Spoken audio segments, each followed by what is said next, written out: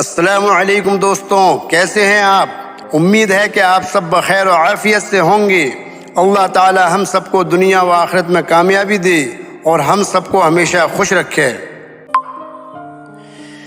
میرے دوستوں، ہمارے معاشرے میں عدم برداشت یعنی انٹالرنس کا لفظ بہت استعمال ہوتا ہے، جس کی وجہ سے بگاڑ بھی پیدا ہوتا ہے، اور یہ لفظ ہی ہوتے ہیں جو زبان سے ادا ہونے کے بعد جنگ و جدل کا ماحول بنا دیتے ہیں یا پھر صحرا میں بھی پھول کھلا دیتے ہیں۔ اسی لیے تو کہتے ہیں پہلے تولو پھر بولو۔ الفاظ کا انتخاب ہی انسان کو صاحب طرز بناتا ہے۔ سنگ تراش کا فن پتھر میں چھپے ہوئے نقش اجاگر کرتا ہے۔ اسی طرح الفاظ سے مضمون اور مضامین سے الفاظ کے رشتوں کا علم ہی انسان کو مصنف بناتا ہے۔ دنیا میں اصل قوت الفاظ کی ہے۔ الفاظ کی طاقت قدم قدم پر عیاں ہوتی ہے۔ قوموں کو خواب غفلت سے بیدار کرنے کے لیے الفاظ کا تازیانہ ہی کافی ہے۔ علماء کرام اور شعراء حضرات کا کمال الفاظ کے دم سے ہے۔ الفاظ خون میں نہ صرف حرکت پیدا کرتے ہیں بلکہ جسم کے رونگٹے بھی کھڑے کرتے ہیں، اور یہ الفاظ ہی ہوتے ہیں جو غلامی کو آزادی میں بدل دیتے ہیں۔ الفاظ ہی امید کے چراغ روشن کرتے ہیں اور الفاظ ہی مایوسی کی تاریکی پیدا کرتے ہیں۔ محبت اتنی قابل نہیں ہوتی جتنی اسے الفاظ بنا دیتے ہیں۔ اس لیے ہمیشہ اپنی زبان پر قابو رکھنا چاہیے، کیونکہ جس طرح کی زبان سے جیسے الفاظ ادا ہوں گے ان کی نسبت بھی ویسی ہی بن جائے گی۔ جیسے الفاظ خدا کے ہوں تو قرآن، رسول صلی اللہ علیہ وسلم کے ہوں تو حدیث، بزرگان دین کے ہوں تو ملفوظات، اور داناؤں کے ہوں تو اقوال کہلاتے ہیں۔ جتنی مقدس زبان سے ادا ہوں گے الفاظ اتنے ہی مقدس ہوں گے، اتنے ہی مؤثر اور معطر ہوں گے۔ اچھے الفاظ پر کچھ خرچ نہیں ہوتا، لیکن اچھے الفاظ سے بہت کچھ حاصل ہوتا ہے۔ الفاظ ہی انسان کو پسندیدہ یا ناپسندیدہ بناتے ہیں۔ الفاظ خوشیوں کی طرح ماحول کو معطر کرتے ہیں، اور الفاظ ہی انسان کی روح اور وجود کا تعارف ہوتے ہیں، اور وہ بتاتے ہیں کہ انسان کس ماحول میں پلا بڑھا ہے اور کن ہاتھوں میں اس کی تربیت ہوئی۔ مولانا روم رحمۃ اللہ علیہ فرماتے ہیں، ایک دفعہ دو قافلے صحرا کے قریب آ کر ٹھہرے۔ ایک مسلمانوں کا دوسرا یہودیوں کا تھا۔ مسلمانوں کے قافلے نے صبح کے وقت جب اذان کہی تو کچھ ہی دیر کے بعد یہودیوں کی طرف سے ایک نمائندہ انتہائی بیش قیمتی تحائف لے کر امیر قافلہ کے پاس حاضر ہو کر شکریہ کے ساتھ عاجزی کے ساتھ تحائف پیش کرنے لگا۔ وجہ دریافت کرنے پر پتہ چلا کہ یہودی سردار کی بیٹی نے اسلام قبول کیا تھا، اور اس کو اسلام سے ہٹانے کے لیے اس کے قریب رفقا علماء اور والدین نے بہت کردار ادا کیا کہ اسلام سے پھر جاؤ، لیکن اس میں خاطر خواہ کامیابی حاصل نہ ہوئی۔ لیکن آج جب مسلم قافلے کی طرف سے دی جانے والی اذان کرخت لہجے اور بے سر میں دی گئی تو وہ عورت اپنے دین کی طرف واپس پلٹ گئی۔ نتیجہ یہ تھا کہ مؤذن مبلغ خوشحال اور خوش الحان ہونا چاہیے۔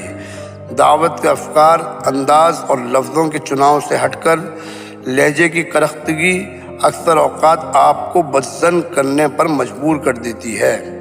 الفاظ کے چناؤ پر ہی ایک اور قصہ میں آپ کو سناتا ہوں۔ ایک بادشاہ نے دست شناس یعنی ہاتھ دیکھنے والے کو بلوایا، اور اس شخص نے جب بادشاہ کا ذائچہ بنایا تو یہ کہا، جہاں آپ اپنے خاندان کو اپنے سامنے مرتا ہوا دیکھیں گے۔ اور ان جملوں کی ادائیگی کے بعد بادشاہ انتہائی شیخپا ہوتے ہوئے غصے میں آ گیا، اور اس نے اس دست شناس کو گرفتار کر کے بند کرنے کا حکم دیا، اور پھر اعلان کروایا کسی اور شخص کو تلاش کیا جائے۔ پھر دوسرا دست شناس آیا، اس نے جب بادشاہ کا ہاتھ دیکھا تو اس نے بتایا، بادشاہ سلامت، آپ کی عمر لمبی ہوگی اور آپ جی بھر کر جئیں گے۔ بادشاہ بڑا خوش ہوا اور کہا، آپ انعام کے طور پر مانگیے، مجھ سے کیا مانگتے ہیں؟ تو اس شخص نے کہا، مجھے پیسے نہیں چاہیے، بس آپ کی قید و بند میں جو نجومی ہے اس کو آزاد کر دیں۔ بادشاہ نے وجہ پوچھی تو اس نے کہا اصل میں وہ میرے انتہائی قابل احترام استاد ہیں۔ بات میں نے بھی وہی کہی، لیکن ان کے اور میرے لفظوں میں فرق یہ تھا، انہوں نے کہا کہ آپ اپنے خاندان کو اپنی آنکھوں کے سامنے مرتا ہوا دیکھیں گے۔ اس کا مطلب یہ ہے کہ ان کی عمر کم ہوگی اور آپ کی عمر زیادہ۔ تو میں نے آپ کو صرف یہ کہا کہ حضور آپ کی عمر زیادہ ہوگی، اس کا مطلب ہے کہ آپ لمبی عمر کے ساتھ زندہ رہیں گے۔ ان سے لفظوں کے چناؤ میں یہ کمی رہ گئی کہ وہ لفظوں کے چناؤ میں محتاط نہ رہ سکے۔ اس لیے ہمیں خود بھی الفاظ کا استعمال کرتے وقت اپنی زبان میں مٹھاس اور لہجے میں شیریں رکھنی چاہیے۔ ہم نے اکثر دیکھا ہے کہ گلی محلوں میں بچوں کی تو تکرار سے شروع ہونے والی لڑائی خاندانوں کے خاندان اجاڑ دیتی ہے۔ اس لیے دوسروں سے بات کرتے وقت اپنی زبان کو قابو میں رکھتے ہوئے کسی کی دل آزاری بھی نہیں کرنی چاہیے، بلکہ ہمیشہ ایک دوسرے کی حوصلہ افزائی کرنی چاہیے۔ کسی کی دو لفظوں میں تعریف کر دیں تو اس کا خوشی سے خون بڑھ جاتا ہے اور بیجا تنقید کرنے سے مایوسی بڑھتی ہے، جو انسان کو جرائم کی طرف مائل کر دیتی ہے۔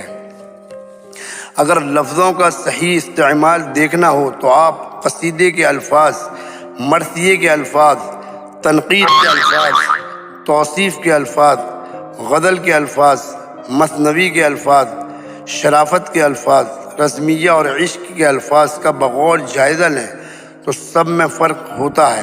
جس کو جو بات سمجھانی ہو اسی لہجے میں سمجھائی جاتی ہے، اور سب الفاظ کا طرز مخاطب ایک دوسرے سے جدا ہوتا ہے، لیکن ان سب میں ایک چیز مشترک ہوتی ہے، وہ یہ کہ تمام کے تمام الفاظ مٹھاس سے بھرپور ہوتے ہیں، جبکہ بد مزاج، بدتمیز اور بد الفاظ ہونا سب سے خطرناک ہے۔ آپ تمیزدار ہیں یا بدتمیز، اس کا پتہ سامنے والے کو آپ کے ادا کردہ لفظوں سے ہوگا۔ بولتے وقت ایسے لفظوں کا انتخاب کیجیے کہ ہر لفظ کرامت بن جائے اور آپ لفظوں کے جادوگر بن کر سامنے والے پر سحر طاری کر دیں۔ کچھ الفاظ جنگ کا اختتام ہوتے ہیں اور کچھ الفاظ آغاز جنگ۔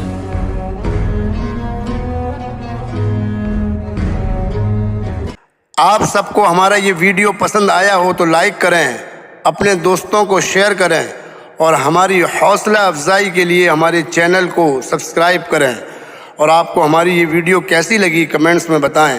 وقت والسلام، السلام علیکم، اللہ حافظ۔